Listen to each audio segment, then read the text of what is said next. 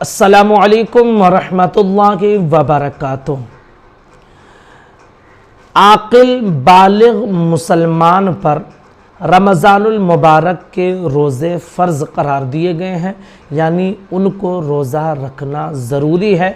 उनके लिए रोज़ा रखना ये फ़र्ज़ है।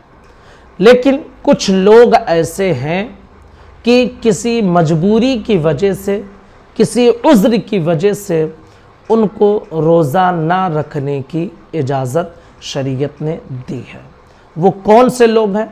तो 6 लोग ऐसे हैं, उनका तज़किरा और उनके बारे में मसला आज हम आपके सामने क्लियर करेंगे कि कौन से 6 लोग ऐसे हैं कि शरीयत जिनके हवाले से नरमी इख्तियार करती है कि अगर वो रोज़ा ना रखें तो गुनाह नहीं होगा, अलबत्ता उनको बाद में रोज़ों की क़ज़ा करना ज़रूरी होगा। तो वो 6 लोग कौन हैं, आइए जानते हैं। नंबर 1, मुसाफिर। अगर कोई इंसान सफ़र कर रहा है, सफ़र में है, तो शरीयत की तरफ से उसको रोज़ा ना रखने की इजाज़त है।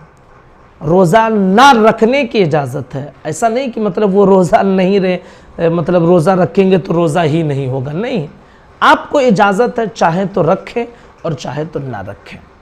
लेकिन याद रखिए कि अगर सफ़र की हालत में हैं आप और कोई दिक्कत नहीं है, कोई परेशानी नहीं है, तो रोज़ा नहीं छोड़ना चाहिए, क्योंकि अगरचे शरीयत ने इजाज़त दी है, लेकिन अगर आप रोज़ा रखते हैं तो सवाब इंशाअल्लाह ज़्यादा मिलेगा। और पसंदीदा तरीक़ा भी यही है कि अगर कोई दिक्कत ना हो तो सफ़र की हालत में रोज़ा ना छोड़ें, बल्कि रोज़ा रखा करें।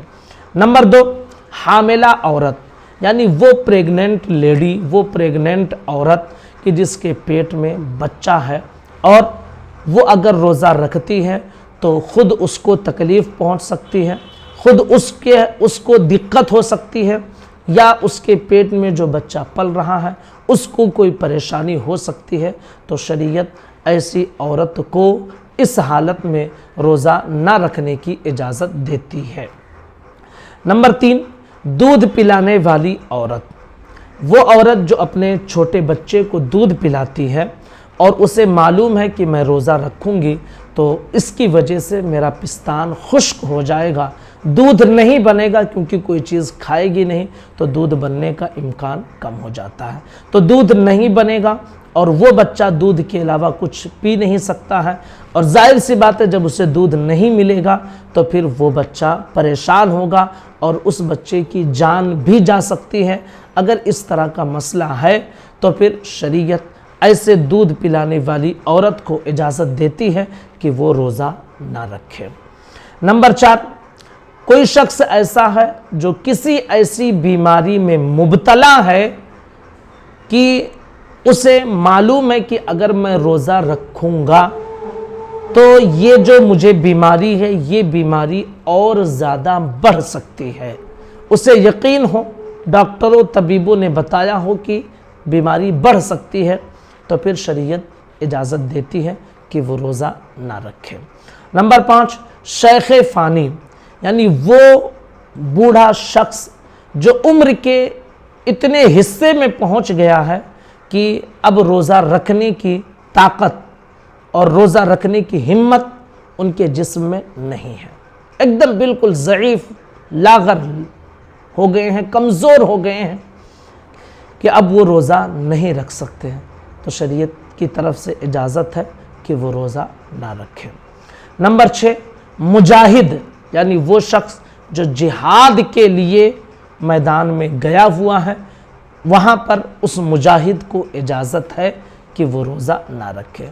एक चीज़ आप ध्यान में रखिए कि ये जो मसले बताए गए हैं यहाँ पर इजाज़त का मसला है, यानी शरीयत आपको इजाज़त देती है कि रोज़ा रखें या ना रखें, ना रखने की इजाज़त है, लेकिन बाद में इन रोज़ों की क़ज़ा आप पर ज़रूरी है।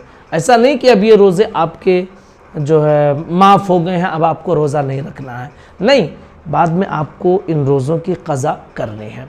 और जो शेख फ़ानी है तो जाहिर सी बात है भाई, जब वो इस साल रोज़ा नहीं रख पा रहे हैं तो अगले साल तो और कमज़ोर होंगे, वो भी नहीं रोज़ा रख पाएंगे। तो उनके लिए हुक्म ये है कि उनकी तरफ से फ़िदिया अदा कर दिया जाए। और जो और लोग हैं जिनको शरीयत ने रोज़ा ना रखने की इजाज़त दी है, तो उन सब को जब सफ़र ख़त्म हो जाए, दूध पिलाने की मुद्दत ख़त्म हो जाए, हमल ख़त्म हो जाए, ये सब जो भी बताया गया है, तो उसके बाद उनको अपने रोज़ों की क़ज़ा करना ज़रूरी होगा। तो ये 6 लोग ऐसे हैं कि शरीयत जिनको इजाज़त देती है कि वो रोज़ा ना रखें, लेकिन अगर गुंजाइश हो तो रोज़ा रखना ही बेहतर होगा।